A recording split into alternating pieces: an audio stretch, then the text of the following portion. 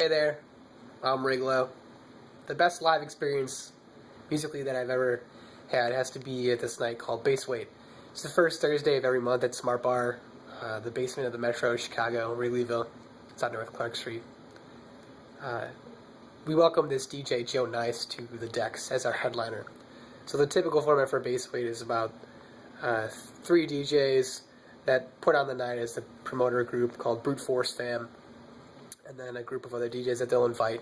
Sometimes as many as 3 other DJs, and they'll play like our sets. And Baseweight typically attracts sound system culture music, so anything from dubstep, drum and bass, UKG, grime, everything that has an emphasis on the actual sub bass and the sounds, and something that necessitates a good system so that the music is as much a physical experience as it is a listening experience. There's sort of this like warmth that sub bass can give you when it actually shakes your body, and it's a really cool, effect. And it helps dance floor patrons sort of liven up, and that's a really cool thing to see and sort of experience for the first time, and then time and time again afterwards, as soon as you're addicted.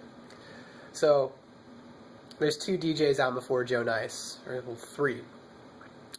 One had already been playing. There was hardly anybody in the room. Everyone's kind of hanging out at the bar. Second DJ starts to play, and people are sort of trickling in. And while the second DJ is on, Joe Nice entered this room. Up until this point, there was this sort of tension, like almost as if Joe Nice wasn't going to show. And then Joe Nice finally arrives, and the whole room is just buzzing with this excitement, this energy. And Joe Nice even does this thing when he DJs, since he had been doing it for a long time, since he was very young. He takes his shoes off while he DJs. So when you see Joe Nice take his shoes off and get in the booth, the party's really on. He's gonna go hard with his selection, his mixing, and all that stuff. He's gonna have a blast by the decks, and everyone else is gonna love it too. He goes all in, as he says.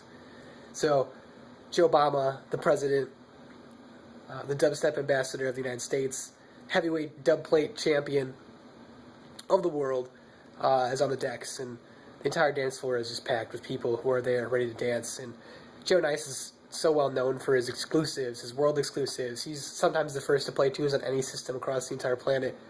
And so there's this exclusivity of hearing his music for the first time. So whenever he's around, it's like you have to go see him. If you know anything about dubstep, he's the dude that you want to see, because you're going to hear music that no one else has heard before. He plays 10-inch, or sometimes 12-inch, acetate vinyl dub plates. So he cuts a single song to a piece of wax, a record, and then he'll go and play it. And this is a costly thing, so you have to imagine the sort of quality control that you need to select songs to be cut to vinyl or acetate. Even more so when it's vinyl, because that's way more expensive than acetate. But having a tune sort of cut, or having your tune owned by Joe Nice in his record bag, is a really prestigious thing for people in this community. So if you hear your favorite DJ has a song in Joe Nice's record bag, you're kind of like, well, that song is probably going to be awesome, and I can't wait to hear that live.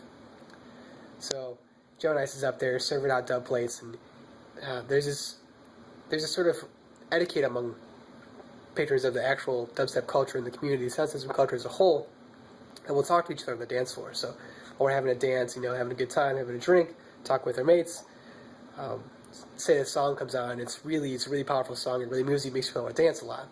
You kind of turn to the person next to you if you don't know the name of the song, like, what is this? You know whose song this is, you know what the name of the song is. Sometimes they'll tell you no. Then, you go ask somebody else, maybe they know, or if you're gutsy, you go and ask the DJ. Sometimes he won't tell you, but, if you found him on Twitter, maybe he's already told you.